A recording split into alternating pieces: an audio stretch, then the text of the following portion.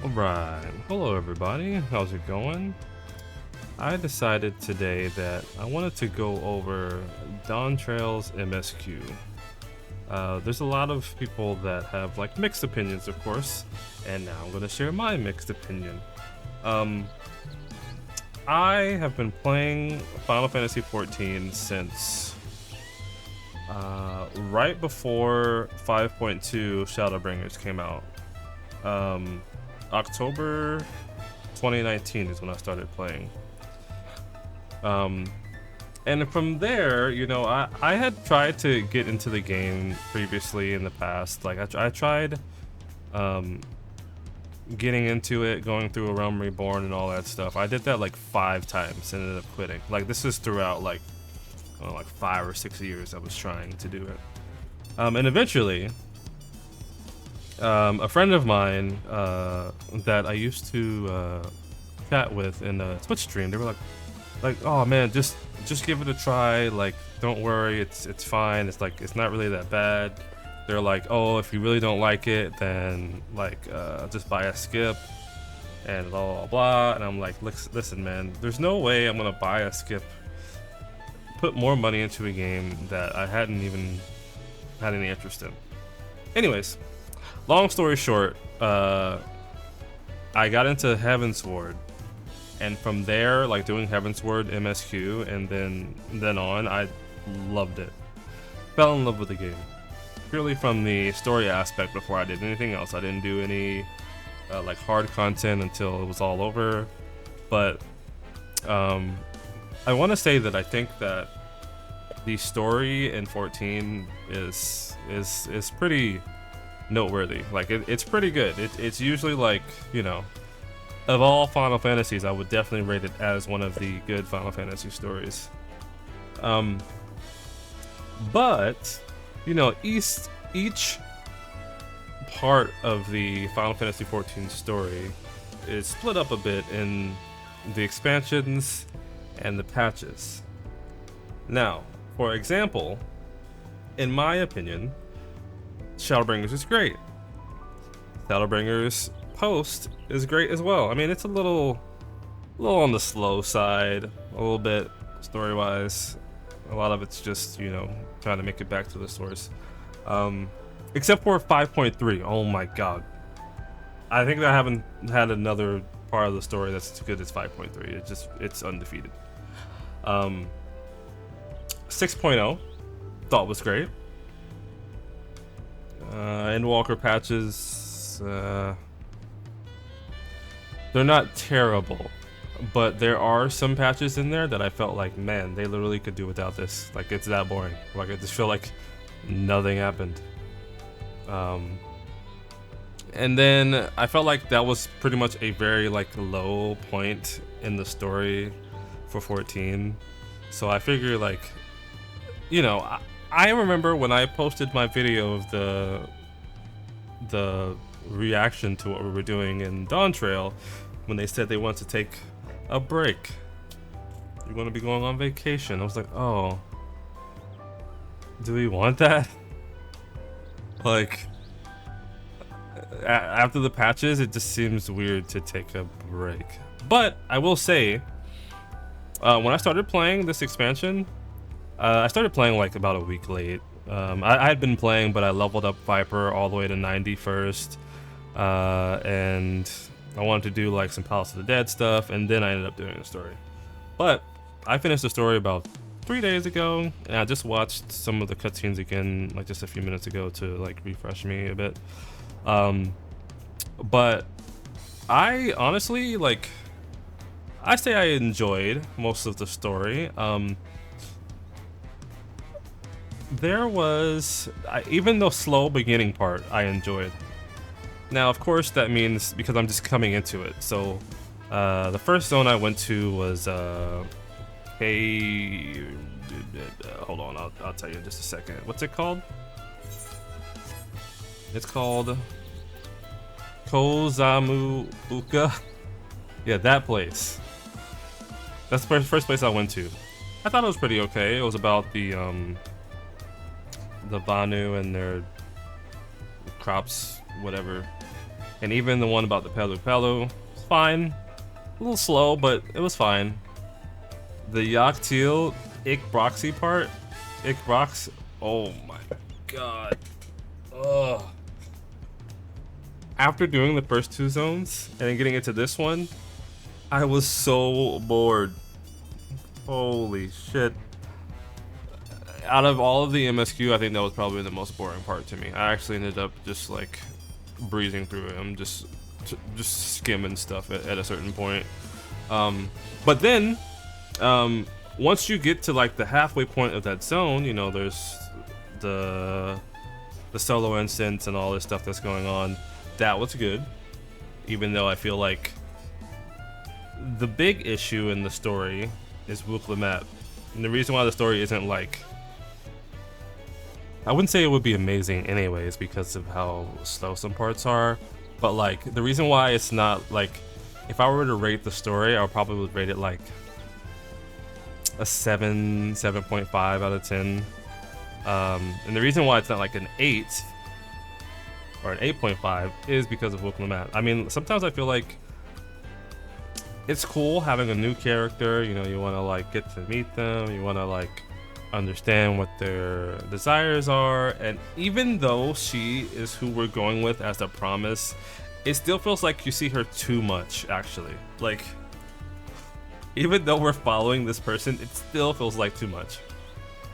Like, I remember hearing about, like, granted I did this way after it came out, but I remember hearing about people hating Lise, and I didn't hate Lise. I still don't hate Lise. The only thing I didn't like about Lise in comparison is that right when you finish and you kill, well, air quotes, kill Xenos,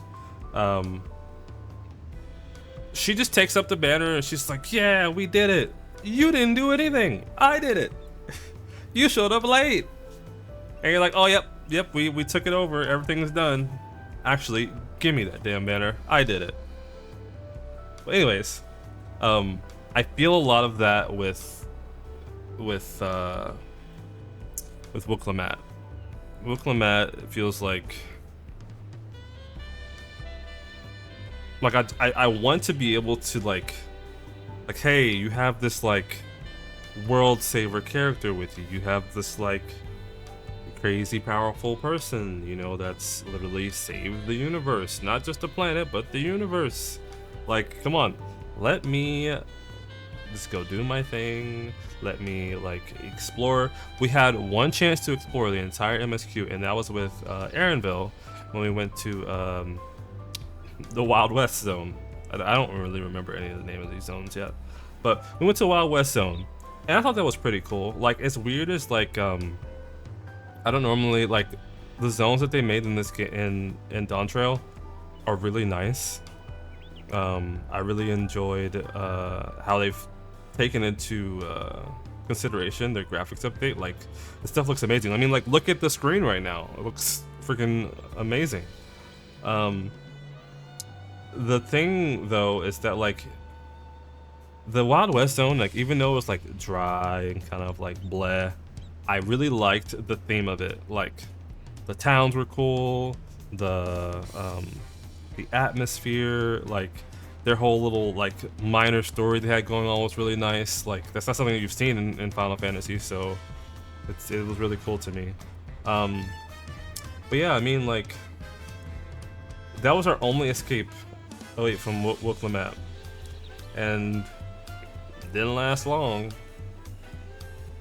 Once that part of that is over and you meet all the characters you need to meet, you're back with Wuklemat. And it's like I think back to old. The reason why I have an issue with Wuklemat 2 is because I think back to old expansions and I'm like, okay, so like, who are the characters that are like important here that should have a spotlight?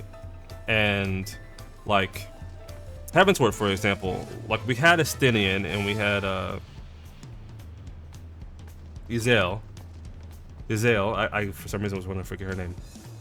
We had them two, but they weren't like so bad. It was nice having them, like, their little like dynamic going on, and even though I'm not a fan of Alphino having those three with you was nice, and then you didn't have them like all the time. I mean, eventually, obviously, with the Stenian, he freaking goes off crazy. And Yselle, same thing. She goes off and does her thing. And then, even if you want to say like, okay, it's for Aymeric, still, we hardly saw the guy. Honestly, we hardly saw him. And then like again, Lise, same thing. Lise was not bad at all in that entire story. She didn't feel like she was in your face. And then I feel like for Shadowbringers, it would either be Ardbert or the Crystal Exarch. The Crystal Exarch was like, I think the Crystal Exarch is actually a good character. Like he was a great character. Like he's very nice, like all-knowing, kind of like powerful guy. I mean, we know it's G'raha, but I prefer Crystal Exarch, not G'raha. But even then, still, was not forced in your face. The only parts that he was there were the parts that were relevant and made sense. Ardbert, same thing. Ardbert, I feel like wasn't even though this was his world, and his spirit wasn't able to like move on, he still wasn't like hugely in your face. It's just sometimes he would pop up like oh hey, you know. I mean, he ended up basically, he's the reason why we ended up finishing the story there. But and even Endwalker, like I don't even feel like Xenos was no. I think we're just the main character there, honestly, in Endwalker. Which makes sense. But I think that's a reason why, as well, me and other people have issues with not being important here. Is because you go from Endwalker, where you're just massively important. It's all around you. We all know that you're the person that does all these things, like the Icon Slayer. You're the person who all the Ascians have tried to get to, and it does nothing, you know. Like Xenos, you know, is obsessed with you. Like going from that and then going over here to Dawntrail, where the only person who it's weird because there's an underlying that everybody looks at you and they know that like, oh, they're really strong, like, oh, leave them out of this fight, or like, oh, like I'm not gonna mess with them because I know they're too strong. Or you have like the Dawn Servant Gulja that's like, oh, you know, like Astinian said you're strong, so I guess we'll fight you. And like, now that we fought, yeah, you're strong, you know, like it and that's it. That's your only importance. Other than that, no. Even in the end, the very end, when you're going into the trial, I just checked the cutscene like just a minute ago. You're going into the end of the trial, and she erases your companion. She's like, oh, it would seem that like due to my data, I know that you are the most threatening here, so you're going to be erased. And guess what? You start the fight, you do the fight, and guess what? Whoop Lamat in your face. It's just like, okay. Like even in Endwalker, right? Like Endwalker, kind of the same thing where, you know, you whisk away your friends and you save them all at the same time. And then you're like, oh, okay. It's just me and the Endsinger fighting now. Which is fine. And then there's the cutscene of them like, you know, like saving you. There's a shield. That's nice. But I just feel like Wuklamat, like, it feels like she's forced in places that she doesn't really need to be. Like,